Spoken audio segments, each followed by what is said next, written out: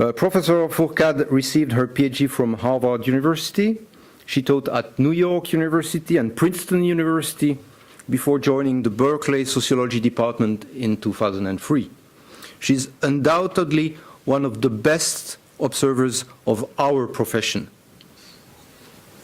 Out of her impressive list of publications, let me just mention her 2009 book, Economists and Societies, by Princeton University Press, and her paper entitled The Superiority of the Economists, published in 2015 in the Journal of Economic Perspective.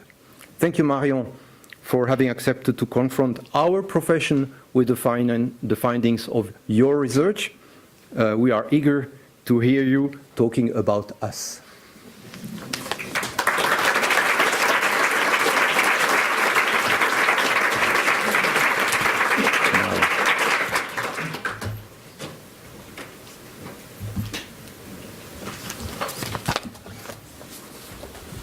Thank you, Niels. I hope at the end of this lecture you won't regret having invited me. There is something about economics that provokes a certain excitement among people like me. And no doubt that this excitement was one of the reasons I felt compelled to accept your generous but intriguing invitation. So first, thank you, Niels and Laura and Marius for having me.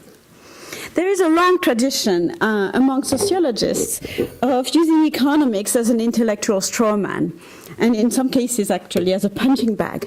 For a while in the 1980s and 1990s, every economic sociology, this is actually a field within sociology, economic sociology, every economic sociology article on every topic ran something like this.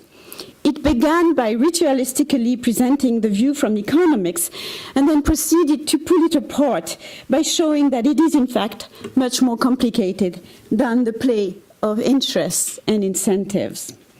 Against what they regarded as naive economism, sociologists and anthropologists demonstrated the relevance of social networks or culture or politics to explaining various economic outcomes and the question, the standard of economic rationality. They celebrated their dirty hands against the economists' clean models and worried about the encroachment of rational choice theory into their discipline. To what some call the anthropological monster that they saw in Homo economicus and Becker and Stigler's injunction that de gustibus non est disputandum, they oppose their own sociological theories of action rooted in a fine-grained understanding of how relative social position shapes taste and preference. This was the contribution of Pierre Bourdieu in particular. Paradoxically, perhaps, but in what amounts to a classic defense of the disciplinary boundary, the sociologists' main targets in those days were often those economists closest to them intellectually. The economic historian Alfred Chandler, the institutionalist Oliver Williamson and Douglas North, and the microeconomist Gary Becker, who in fact had a joint appointment in the Chicago Sociology Department. Now, of course, economists did not care very much about all of this agitation on the other side of the disciplinary border. Most had probably no idea, no knowledge of the sociologists' anxious fixation with their discipline. And those who knew about it, like Gary Becker, possibly felt, never mind, all publicity is good publicity. The fixation eventually gave way to something a bit deeper and hopefully more productive. Sociologists and others, such as historians and political scientists and science studies scholars, started to free themselves from their inferiority complex and became more confident in their own contribution to the analysis of economic processes. In fact, some of this, like social networks analysis, has influenced recent economic research. Second, they turned their analytic lens toward economics itself. They started to investigate the sources of the economist's authority and its complicated relationship to democratic politics.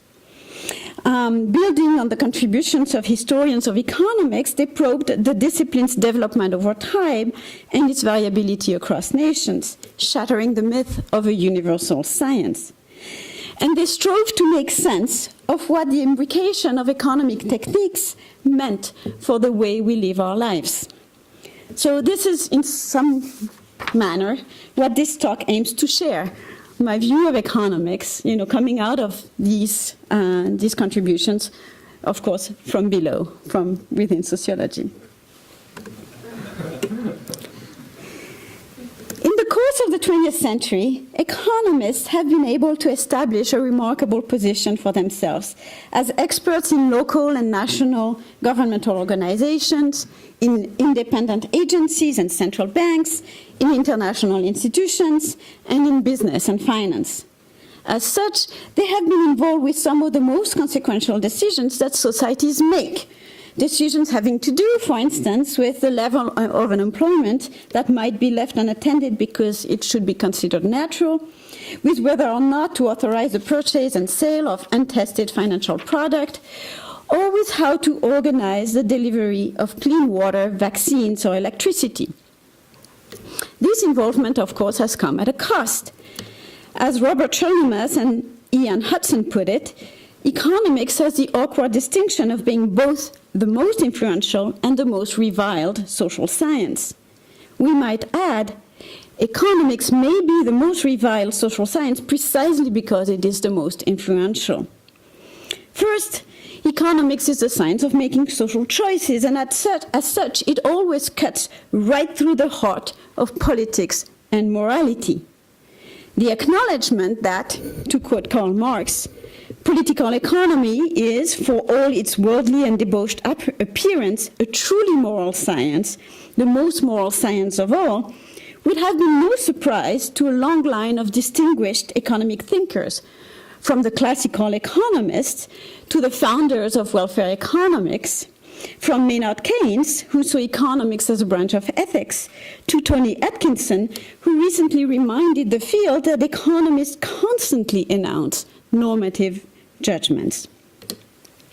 Strangely enough, though, consideration of the normative hypothesis and criteria that underlie these judgments is often brushed aside as inconsequential. It is not. Economists tend, to economize, and societies often resist. Applying market solutions to a host of social problems might increase efficiency, but it might also create or reinforce social inequalities, for instance, in access to goods and services. It might crowd out moral norms, work ethics, and civic ideals. Certain proposed solutions, like a recent example would be value-added models to calculate teachers' compensation, which is a big industry in the US right now, could quite simply feel quite distasteful and divisive. So the moral debate is in fact inevitable. As philosopher Michael Sandel put it in the pages of the Journal of Economic Perspectives, the more economic thinking extends its reach into social and civic life, the more market reasoning becomes inseparable from moral reasoning. So there is always, indeed, a veiled moralism within economics. The second reason why economists may feel particularly reviled is more mundane. The public is quick to trace failures in any policy area back to, I quote from Keynes, some academic scribbler a few years back. This blame game, of course, is lopsided. The counterfactual does not exist. That is, the public often does not know which crisis might have been averted thanks to some academic scribblers a few years back. So the failures stand out much more than the successes. Non-economist intellectuals and marginal scholars within economics are, of course, only too happy to double down on the criticism in the case of failure. It gives them a jolt of schadenfreude and the opportunity to momentarily shine in the sun. All of these sentiments were, of course, painfully exposed in the aftermath of the 2008 financial crisis, which threw the entire field of macroeconomics into a deep, soul-searching exercise and prompted a hunt for culprits, from regulators asleep at the wheel to high-profile academics too comfortably cozied up to Wall Street. But what was most shocking to the profession, perhaps, was that the episode had been almost entirely unforeseen by the vast majority of its members, including those who claimed expertise in the areas of finance and macroeconomics. It was a powerful reminder that spectacular historical failures to predict the economic future have always been an essential part of the profession's history. Thank you. Often buoyed, in fact, by the belief that this bubble is not a bubble, and the notion that, as Reinhardt and Rogoff put it, this time is different. Sadly, what is never different is the extraordinary vulnerability of economic prediction to long-tail events and the always humbling test of economic reality. And by the way, I should say as a side note that this vulnerability is true of all social science, not simply economics. Just recall political sciences and sociology's abysmal failure to predict the collapse of communism, or the Arab Spring, or the recent wave of populist elections in the West. And in fact, a lot of what I'm going to say here applies to my own discipline, with some qualifications that are due essentially to inherent differences in power and influence.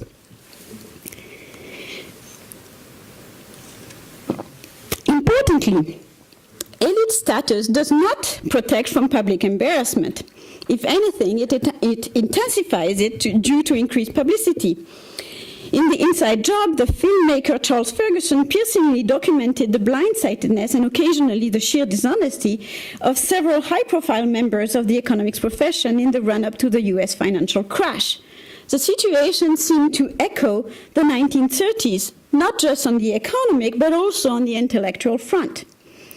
2 days before Black Thursday, in October 1929, the perhaps most distinguished American economist of his time, and the head of what was then one of the country's most prominent economic forecasting service, Yale professor Irving Fisher, was quoted in the New York Times as saying that, quote, stock prices are low.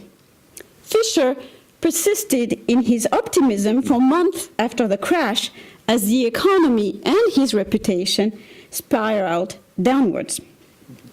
But he was not alone in being humiliated by facts. In 1929, the Harvard Economic Society, one of Fisher's main competitor service with ties to the Harvard's economics department, did not see the Great Depression coming either. Of course, the susceptibility of individual experts, especially the most reputable and influential ones, to errors matters a lot in practice. It may not be too far-fetched to suggest that Irving Fisher and the Harvard Economic Service's belief that stocks were undervalued counted among the factors that fueled the speculation boom in 1927 and 1928. Similarly, the close involvement of two Nobel laureates, Robert Merton and Myron Scholes, in long-term capital management may have allowed that hedge fund to obtain far more credit than it could handle, one cause of its spectacular failure in 1998. Enthusiastic or benign expert reports by academics about the Icelandic or Irish economies may have played a role in masking real vulnerabilities. And as William Easterly has suggested repeatedly, the idealism of a certain kind of development economics, Jeffrey Sachs claiming that we are nearing the end of poverty, has been possibly drawing attention and resources away from the most enduring basic problems. The list goes on. This, however, is a rather superficial critique. A more serious one might look beyond the influence of specific and misguided individuals, after all, they might be just a few, toward the broader conditions that made those individuals and their social position possible. 1929, 1998, and 2008 exposed what Friedrich Hayek, in his 1974 Nobel lecture, chastised as economics, quote, pretense of knowledge, end quote. In Hayek's view, The pretense of knowledge derives from the illusion that, first, the social world, which is made of phenomena, I quote, phenomena of unorganized complexity, can be known. And second, that such knowledge can be attained through measurement and measurement only. I quote, while in the physical sciences, the investigator will be able to measure what, on the basis of prima facie theory, he thinks important. In the social sciences, often is treated as important that which happens to be accessible to measurement. This is sometimes carried to the point where it is demanded that our theories must be formulated in such terms that they refer only to measurable magnitudes. It can hardly be denied that such a demand quite arbitrarily limits the facts which are to be admitted as possible causes of the events which occur in the real world, end quote. This was from Hayek's Nobel lecture. Furthermore, what we often take as measurable magnitudes, we take them as given, but they are anything but. All of them are the result of scientific settlements, contingent historical choices about how to slice up the economic world, what to count and what not to count, and how to aggregate.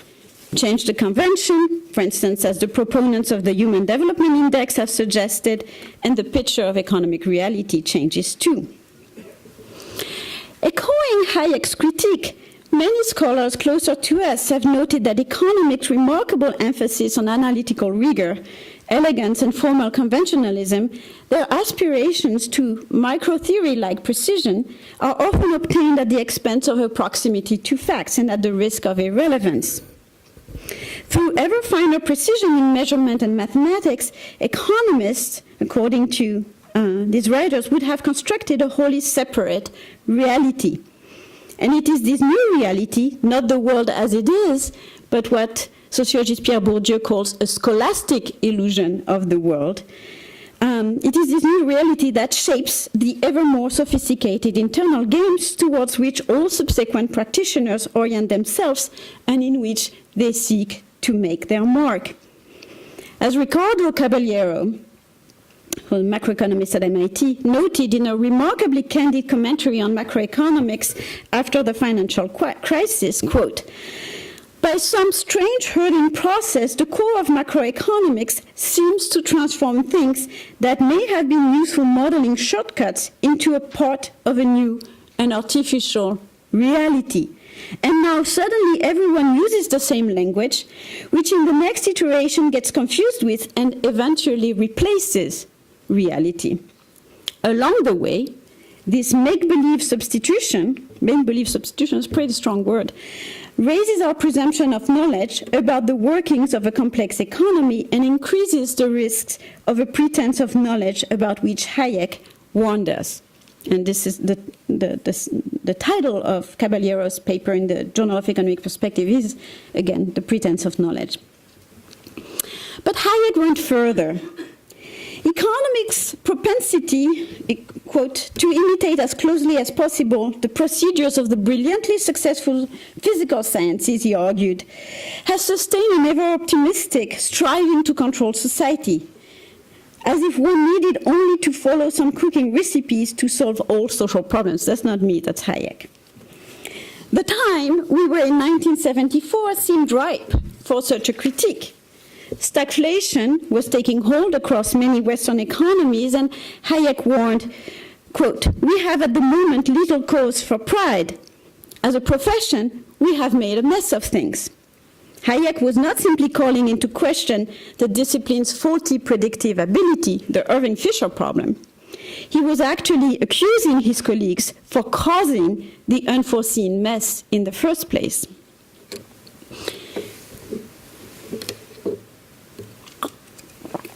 Obviously, Hayek, being Hayek, had in mind a very particular mess of things. He was referencing economists' propensity to intervene in the world, particularly their foolish belief that one can achieve full employment by manipulating aggregate demand. That belief, of course, had come out of another failure. Contemplating an earlier mess in 1930, Keynes wrote, quote, we have involved ourselves in a colossal muddle, having blundered in the control of a delicate machine, the working of which we do not understand. Unlike Hayek, Keynes and others attributed the eruption of the Great Depression, and especially its persistence through the 1930s, not to public power's eagerness to intervene, but to their failure to do so. The government's incapacity to regulate banks and contain financial speculation, its reluctance to actively sustain demand, and this is a more recent explanation from Bernanke, the Federal Reserve's unwillingness to serve as a lender of last resort. And if we look to the present rather than to the past, the defanging of state regulatory power in the areas of banking and derivatives are among the most cited causes of the 2008 Great Recession. Importantly, these much more market-friendly policy prescriptions, which might have been more to Hayek's liking, also came with their own scientific justification and their own guarantees of academic authority and their own pretense of knowledge. The reforms were not only cheered by those who accept the efficient market view of finance, but they counted the likes of Larry Summers, who had been critical of the efficient market view, among their champions. In that sense, they were no less inspired by the pretense of knowledge than the Keynesians' advocacy of fiscal policy in the 1960s. In short, economic crises act as revelators of the misguided belief that, I quote from Hayek again, we possess the knowledge and power which enable us to shape the processes of society to our liking. But this belief and this critique can both support very different ideological and policy commitments.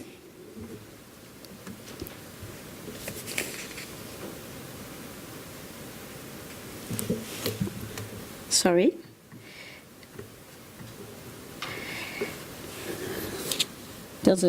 My slides are out of order. Where does this belief in the authority of economics come from? Here it is useful, perhaps, to consider the origin conditions of modern economic discourse. The pretense of knowledge in economics, in other words, the belief that economists can provide clear, complete, effective, and unbiased answers to most social problems, has its root in liberal political culture, and specifically in the role of the market as a regime of truth-telling for politics, to use the term proposed by French historian Michel Foucault.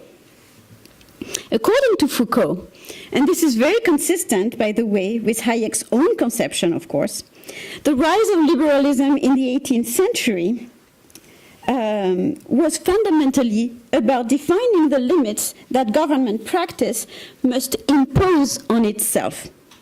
It is around that time that sovereigns concerned shifted from the legitimacy of their political rule in relation to nature, to genealogy, or to the divine, to success or failure at governing. From worrying about the external limits to their own actions coming from citizens and from other states, governments in the 18th century started worrying about designing internal limits to the logic of government itself. In short, they started worrying about how not to govern too much and how to govern just enough. Political economy, which arose at the same time, supplied the principle through which those limits were to be demarcated. By knowing the natural laws of the market, political economy offered a way to tell the truth about the correct limits of governmental practice. Government action was not to be judged primarily in terms of legitimacy or justice, but in terms of whether it was right or wrong. And that was a big shift epistemologically. And it is the market that was to provide that truth test through the work and the voice of political economists. I quote Foucault, "The market must be that which reveals something like a truth. What is discovered at this moment in the 18th century, at once in governmental practice and in reflection on this governmental practice, is that inasmuch as prices are determined in accordance with the natural mechanism of the market, they constitute a standard of truth which enables us to discern which governmental practices are correct and which are erroneous.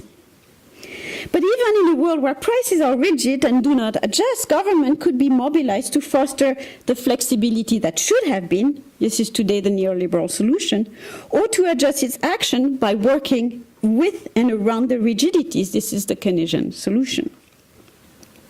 Economists, consequently, have become the guardians and the revelators of this truth, not simply in their own eyes, of course, but in the eyes of everyone, and first and foremost in the eyes of government itself.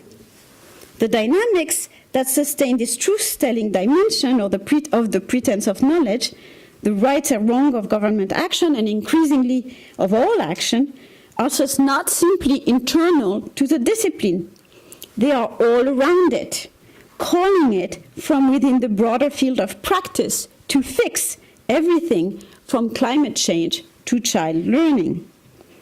The techniques for revealing truth may have evolved from formal models to precisely administered experiment, but the logic of economists seeing themselves as truth-tellers to government power of the sort this will work, this will not work, has remained deeply ingrained, even if it comes in the form of on the one hand, on the other hand.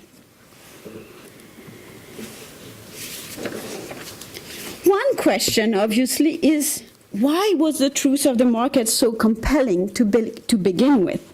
What, in other words, gave economics an edge over other forms of expertise? Foucault does not answer this question. My own response will return to precisely those measurable magnitudes that made Friedrich Hayek so skeptical. Others have noted that one of these magnitudes, money, is of special relevance. For instance, Ronald Coase argued in a comparison between economics and its contiguous disciplines that, quote, the great advantage which economics has possessed is that economists are able to use the measuring rod of money. This, he went on, has given a precision to the analysis. And since what is measured by money are important determinants of human behavior in the economic system, the analysis has considerable explanatory power. Coase himself was taking his cue from Alfred Pigou and beyond Pigou from Arthur Pigou and beyond Pigou from Alfred Marshall, who in his Principles of Economics had stated that it is, quote, this definite and exact money measurement of the steadiest motives in business life which has enabled economics far to outrun every other branch of the study of man. Yes, money is the commensurating agent par excellence. It turns qualities into quantities, it collapses subjective variations and motives, which may be incompatible, into objective counts. It is impersonal and non-judgmental, and it also allows differences in value and valuations to be revealed precisely. As such, money may help resolve conflicts. But measurement through money is a double-edged word. Money comes with its own moral baggage and creates all kinds of paradoxes. It spoils motives and effectively changes value. Also, money is not the only source of precision out there. If you think about it, demography is a rather precise discipline too. Its measuring rods are counts of birth and death, marriages and divorces. So perhaps we should look elsewhere. Perhaps precision doesn't have as much to do with it as we think. If we agree that the measuring rod of money is an important source of power of economics, what is it that money does besides offering precision in measurement? Another equally important reason why power over the measuring rod of money translates into real world power is the fact that money itself is such a power. Unlike the other social scientific disciplines, economics comes with a promise. The promise to make money, the promise to save money, and the promise to allocate money, a rare resource, in the most efficient manner. In other words, part of the authority of economists also comes from their association with whoever holds the purse strings. They navigate the most powerful parts of the world where financial decisions are being made and where political and corporate leaders are being trained. And I shall add, this association has become increasingly tight over the course of the 20th century. A great example is the rise of business schools, which I have studied in some of my work. Business schools have gone from being intellectual backwaters staffed with practitioners to becoming scientific powerhouses filled with disciplinary social scientists, most of them with economics PhD. You know, economics PhDs are the largest group. And actually, there's lots of Nobel Prize winners now who come from business schools rather than economics departments. The consequences of this prosperous social position are not trivial. With apologies to the memory of Leon Walras, especially here in Lausanne, but appreciation for the work of contemporary Swiss economist Bruno Frey, let us remember that money is not neutral. It changes people from within. As their jurisdiction has expanded and diversified, economists as a group have seen their financial fortunes multiply. This is especially striking in the United States, where economics is one of the most lucrative degrees of a person's lifetime, both at the undergraduate and at the graduate level. And there are studies that show that it is especially at the, in the highest range of incomes that economics becomes completely decoupled from other disciplines that, in a sense, if you want to make a lot of money, you have to study economics. The salaries of academic economists have grown faster than any other arts and science discipline, including hot subjects like computer science over the last 30 years. And this is, again, a fairly recent phenomenon. Opportunities for extra academic income have also proliferated. In some subfields, such as IO and finance, economists frequently, quote, go for the gold. And this is from an article in the Journal of Economic Perspective, as court experts and highly paid consultants. Deregulation and crisis have fueled an economic litigation boom, which has been largely hidden from view since most of the economist activities as expert witnesses take place beyond the radar screen, actually, because they help to negotiate what, for the most part, are undisclosed settlement. But through these channels and others, such as the rise of think tanks and polarized news media in the US, economics has been enrolled into much more adversarial forms of knowledge-making, jumping into political conflicts with both feet. This is perilous. Numbers are a technology of trust until everyone can produce their own numbers, and they are not. These institutional entanglements of economists have broader implications. Quite simply, the changing social position of economists might affect their political preferences. In the United States, academics in general tend to be on the left, but economics is among the most conservative disciplines. That is, it has a higher proportion of people, as measured by the proportion of people voting for the Republican Party candidates. The effect, however, if you look more specifically, the effect of institutional location and the income gradient are palpable. Economists in business schools are more conservative than economists in economics departments, with finance and accounting being the most conservative fields of all. So it's not irrelevant. Most scientists work studiously to distance themselves from politics. Such a distance, they realize, is a condition of their professed objectivity. Funders and sponsors demand it. Many state bureaucracies actively require it. Even interest groups need their experts to possess externally validated credibility. But social scientists always have to work extra hard because they were always more suspect. For instance, the social sciences were excluded from the US National Science Foundation at its creation in 1950 on the grounds that their politics would contaminate, quote, the perceived ethical neutrality of natural scientists, end quote. And thus they have had to build their strength through scientific and institutional strategies that sought to neutralize or counterbalance their inevitable closeness to political struggles. The construction of ostensibly depoliticized spaces of objectivity, like dedicated expert agencies, expert commission, the use of experts in parliamentary hearing, and so on, was among the important channels that have sustained the rise of economic knowledge to power around the world.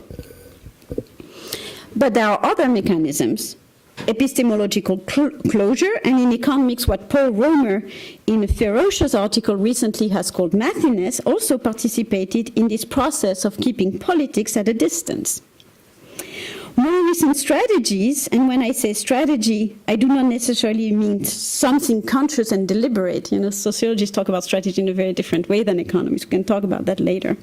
But more recent strategies may include the emphasis on efficiency and the devaluation of distributive questions in policy evaluations, or certain blind faith in very narrowly specified experiments whose results are often hard to scale up. In my own work on the historical development of the economics profession in the United States, the UK, and France, I found that economists were obsessed with being perceived as apolitical. One of my interviewees, a prominent labor economist who had worked closely with labor union, but he was from an Ivy League institution, said, quote, "You don't want people to feel like you're a party hack. And yet politics is hard to leave behind. Economic truths are not easily settled. There are several reasons for this. Some are methodological, such as the necessarily partial character of distributed knowledge, that's the argument a la Hayek. But there's other reasons, like the changing character of the social world or the low power of scientific tests. Others are more subtle. Economists may be united, in fact, much more united than other social sciences in their core style of reasoning, but they are very much disunited when it comes to normative prescriptions. Using results from an opinion survey of 51 economists on pressing policy issues across 7 leading U.S. economics departments, was the so-called IGM panel, sociologists Todd Van Gunten, John Martin, and Misha Teplesky find strong evidence of ideological heterogeneity on a subset of these issues. In particular, they show that the institutional saltwater-freshwater divide is still very much alive, and that it is aligned with the state market divide. More importantly, in a recent working paper, Zubin Jalve, Bruce Kogut, and Suresh Naidu correlate economists' observed political behavior in the form of campaign contributions and petition signing in the United States with machine learning-derived phrases from their academic articles. They show that the linguistic and institutional universe of economists depends heavily on their political persuasion. But does this affect the outcomes of their research? Using the text associations, Jalve, Kogut, and Naidu are able to predict the ideology of any economist who was not in the original sample, right? The original sample was determined by whether you had contributed to political campaigns. So they are able to predict the ideology of any economist not in the original sample by feeding his or her body of work into the algorithm. The result, again, is that left and right-leaning economists are reliably associated with different research fields, departments, and methodologies. Most remarkably, though, empirical work offers no redemption. The authors find a significant correlation between the linguistically derived ideology predictor, right, and the magnitudes of policy-relevant elasticities as reported in these authors' academic publications. Okay, so elasticities of wage, income, tax. They conclude, quote, "In other words, a left-leaning economist is more likely to report numerical results aligned with liberal ideology, and the same is true for right-leaning economists and conservative ideology." This, of course, comes as no surprise to sociologists of science who are familiar with the concept that even the most seemingly solid of sciences remains a social enterprise. In Knowledge and Social Imagery, for instance, David Bloor shows that even mathematics displays numerous variations that can be attributed to sociological causes.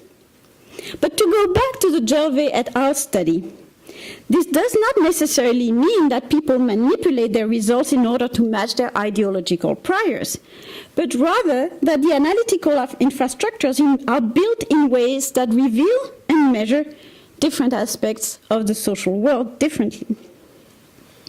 In my own work, I have found that the way economists think about themselves and the way they think about economic processes, the kinds of questions they worry about, are strongly shaped by their national origins as well as by their intellectual and social trajectory.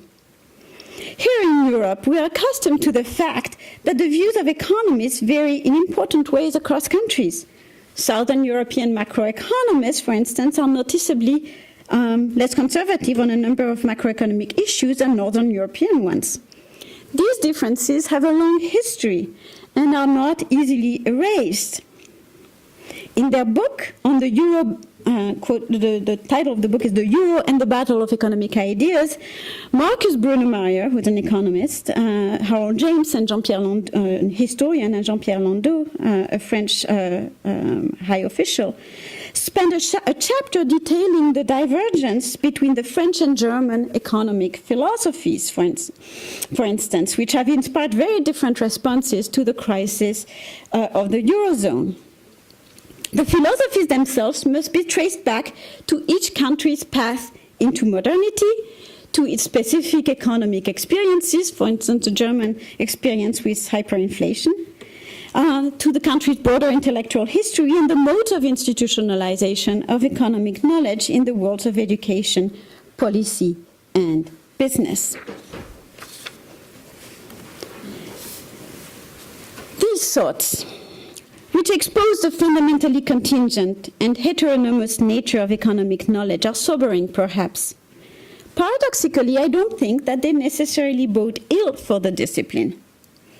First, we should recognize that what Mike Ray calls the flexible unity of economics is a fundamental component of its strengths. On the one hand, is a fairly united way of looking at the world, and an immediately recognizable style of reasoning which is applicable across a broad range of domains. In that sense, economics is a truly generalistic form of expertise, defined by its techniques and epistemological processes rather than by its core beliefs about the way the world works. In fact, what we call the mainstream has been malleable enough to incorporate waves of peripheral and once rejected ideas and concepts. So you can think, after rejecting Keynesian economists, price rigidity and so on, real business cycle, reincorporate them, right? Or you can think about the incorporation of increasing returns, which had once been discarded, into growth theory, or the incorporation of non-rational behavior, and so on and so forth. As a result, though, the core has become multiple and fragmented, but it can still legitimately claim to hold up through rather than against this fragmentation. It is precisely that fragmentation which makes the core, very adaptable. As French regulationist economist Robert Boyer has recently suggested, this is a paradoxical world in which the respective truths of Eugene Fama and Robert Schiller can both legitimately exist and earn both of these authors the Nobel Prize, and where the very multi-vocality of the field is actually the mechanism that fosters its resilience. Connected to this, of course, is the great operational plasticity of economics in practice, which accommodates a wide range of ideological positions and allows the field to generate its own social demand. Economics is a revolutionary force. It transforms itself by transforming the world. More than the rise of economists as persons, it is the expansion of economic technologies, skills, language, and modes of calculation everywhere. Economics in the wild, as sociologist Michel Calon puts it, which constitutes a definite feature of modern culture and the real source of economists' worldly power. But as economic devices become embedded in real-world markets and institutions, they reconfigure social and economic relations and set in motion new dynamics and strategies that in turn become objects for the exercise of economic knowledge and the fixed activities of economists. It is a bit as if the development of medicine generated new pathologies in its efforts to treat existing pathologies. But of course, this is partly true for medicine. We should remember about the adaptability of viruses, right? Or the population's immunity to antibiotics. So the world actually changes as a result of our interventions. Is it what Hayek had in mind when we talked about the pretense of knowledge? Perhaps. In the end, the economist's willingness to intervene may be among the forces that fuel, rather than diminish, the radical indeterminacy and ever-changing character of the social world. But this indeterminacy, in turn, plays a role in the intellectual dynamics of economics itself.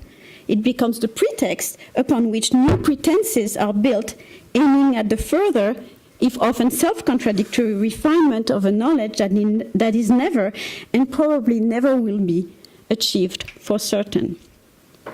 Thank you.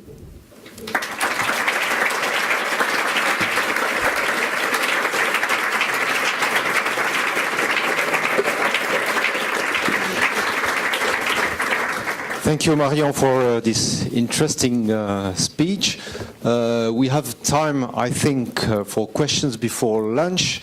So just to let you and to give you some time to think about your question, maybe I start the round. Yeah. So you have a lot of publications regarding your observations of economists, and you shared some of them with us today. And sometimes one say, well, these publications are influential. How influential were they on economists? My publication? Yeah. What is the feedback you have from the profession? From the profession? The book and the work on business schools, not so much. Work on business schools has been a lot of interest, mostly to historians of economics, as has the book. I think what has received a lot more attention is that paper, that infamous paper with Étienne Ollian and Yann Algan in the Journal of Economics Perspective, which actually was a command of the Journal of Economics Perspective based on my book. And that has received a lot of attention. And there's been two types of responses. The article, if you don't know it, it's called The Superiority of Economists. And it was, the title was, of course, deliberately provocative, but the provocation was that we wanted to really acknowledge a superior social position of economists, in terms of their influence on the world, in terms of their salaries, right, in terms of their social position in general. So that was the first meaning of superiority. And on the other hand, the other meaning of superiority was the lack of interaction with other social sciences and discipline, and which you can see is, there's lots of data about this that sort of supported the fact that, the other social sciences disciplines cite economics a lot more than economics cite them. So there is clearly an inferiority complex from the point of view of that's why I called this talk the view from below, from sociology, psychology, and political science, but also, of course, economics rarely looks at these other social sciences, or when it does, like for instance with importation of network analysis, it rarely cites the work of sociology. So it was, it was to recognize that sort of double, and which is, by the way, it's a very general sociological rule. It's not about economists themselves. People in a dominant social position rarely care about the ones who are below. And this is, this is a very, you can read Pierre Bourdieu about this. Trust me, this happens everywhere. It's not, it is not specific to economists. So that paper has been, seen. We've had two responses to this. On the one hand, you've had people say, "Well, yes, of course we're superior, because we're better." So that's been like one response of the profession. And then there's a number of other people who have been more, who have taken some of what we said, because the other thing that the paper shows is actually the mechanisms through which this superiority is actually maintained, and shows, how tightly controlled the profession is compared to other fields. Now, you could also read the paper between the lines and see, read it as the inferiority of sociologists, showing, that how sociologists don't have these kinds of control mechanisms and actually tend to divert in a more, even more fragmented, than economics itself. Thank you for the honest answer.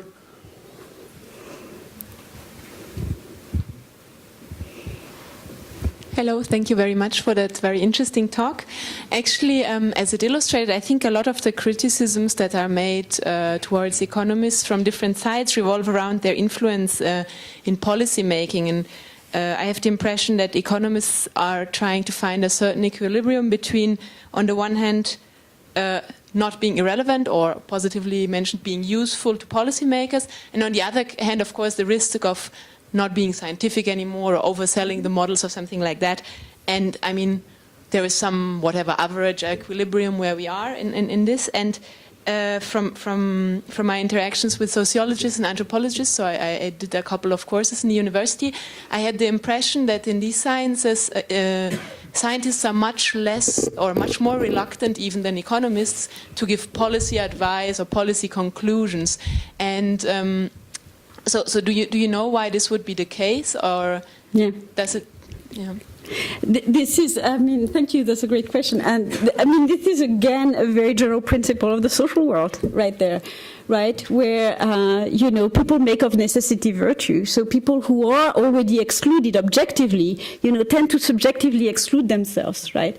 And it's, you know, you can think about lots of ways in which this is true. I mean, you know, you think about kids who, you know, who come from working class backgrounds and who, you know, have little expectation that they will succeed in school. They adopt in school the kinds of behavior that will exclude them. Well, I mean, this is a little bit of a far-fetched comparison, but, you know, it's relevant. It means that, you know, sociologists know in some ways, you know, in the back of their mind that they are excluded, and so they tend to put themselves in this position of a critical position, right? So they tend to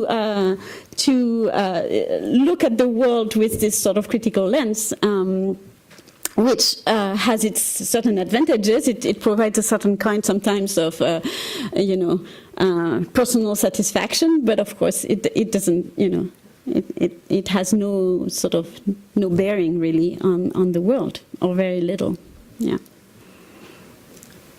But partly also I think it's the culture of sociology and anthropology, which is that the, you know, world is extraordinarily complicated, and, you know, and the closer, you know, you can go down very, very deeply and still find, you know, lots of variations that make it very difficult for sociologists sometimes to become active. But, you know, that said, there are a number of sociologists today who are changing the debate in very powerful ways.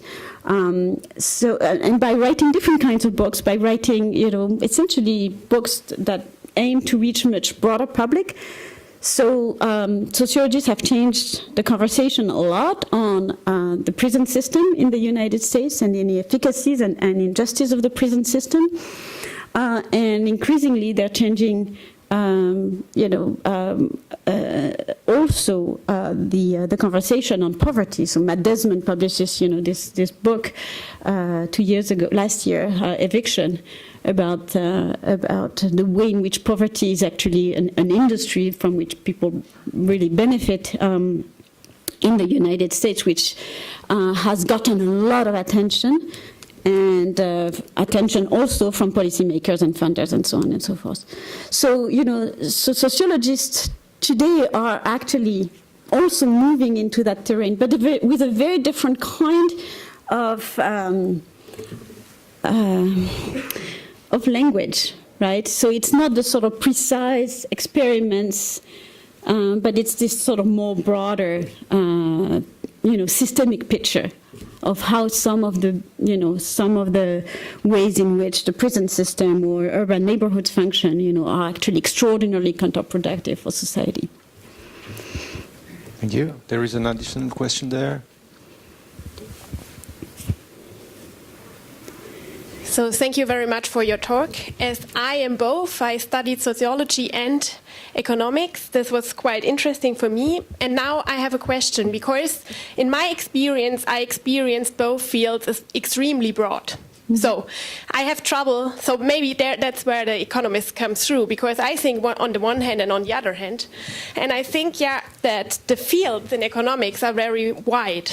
So what I would find really interesting is to look at differences here. For example, when you were talking about the left and the right wing-minded people studying maybe different things.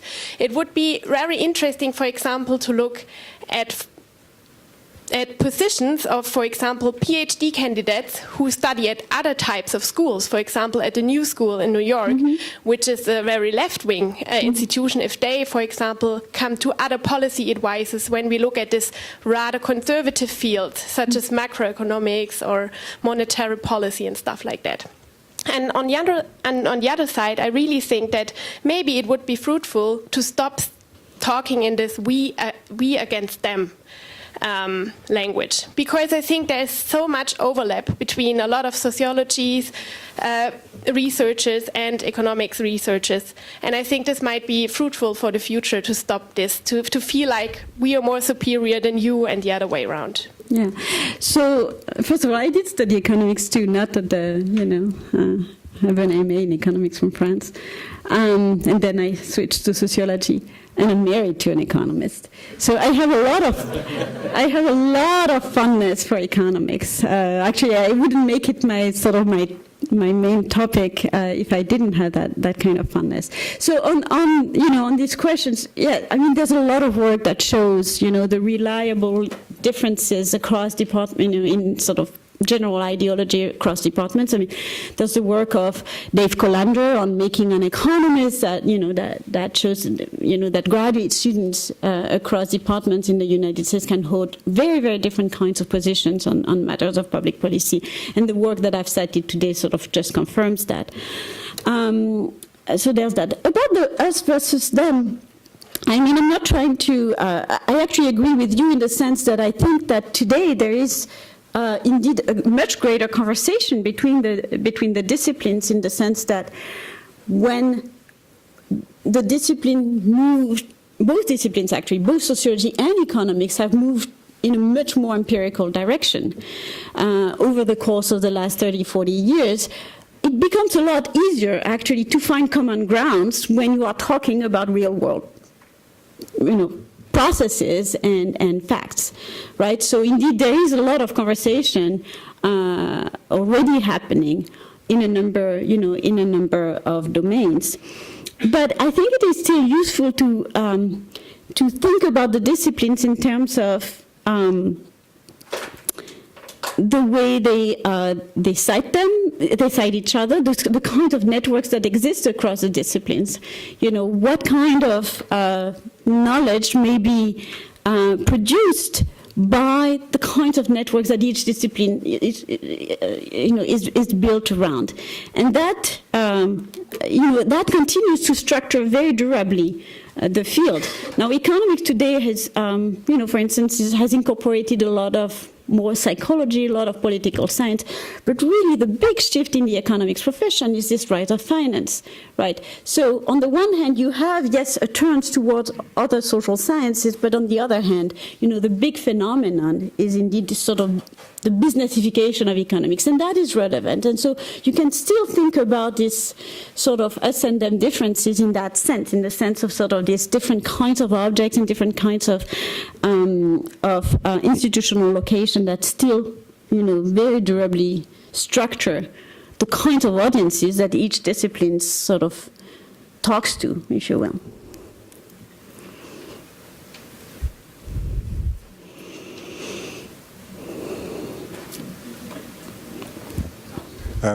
Thanks a lot for the inspiring talk. I think there is a lot of heterogeneity in economics, and much of what you've said would maybe apply to some subfields of economics, but not so much to others. Think of pure theory with equilibrium refinements. There's not much ideology there. Or also a bit in kind of fields I work with, you think of the resource curse and conflict and development and these kind of things. There are very few people holding ideological views on whether oil is good or bad, or it's more like a technical question that you try to analyze with statistical methods, or also the randomized control trials, for example. very often actually the margin of maneuver you would have to where ideology comes in some fields it's relatively small. So I would probably qualify some of the conclusions and say, okay, there may be fields where it applies, but even as a research question, you could look at the heterogeneity, you know, with JEL classification and seeing in which fields your theory applies best and in which it applies less, maybe. Yes, people tend to think that there's a lot more differences in macro, for instance, than in micro. Actually, that paper by, Jelve, Kogut, Naidu, is actually a pretty strong, makes a pretty strong case for the fact that, even as people don't think ideologically, right, or don't think that they are working within, from an ideological point of view, there are nonetheless, reliable differences, not only in the way that they build. I can show you actually from their paper.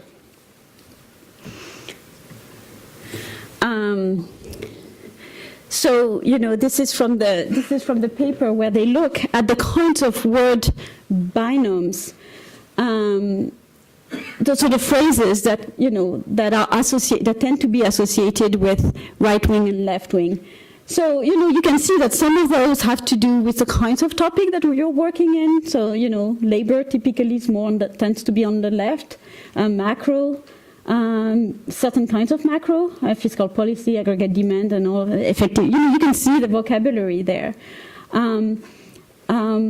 But so the point is that even when people, it's the kinds of tools that you are working with are themselves already structured, in ways that might reflect, certain kinds of political orientation. I'm not trying to say, and I don't think this would be fair to economists, that, they are trying to prove a point that is, that accords with their own sort of prejudices about the world or political views about the world. I think that it's much deeper than that. That our politics in general tends to shape very much and very often the politics is itself shaped by our own institutional trajectory, the kinds of school we went to, and so on and so forth, and that shapes the kinds of tools that we use, and those tools, themselves can have, have sort of political dimension, if you will, right?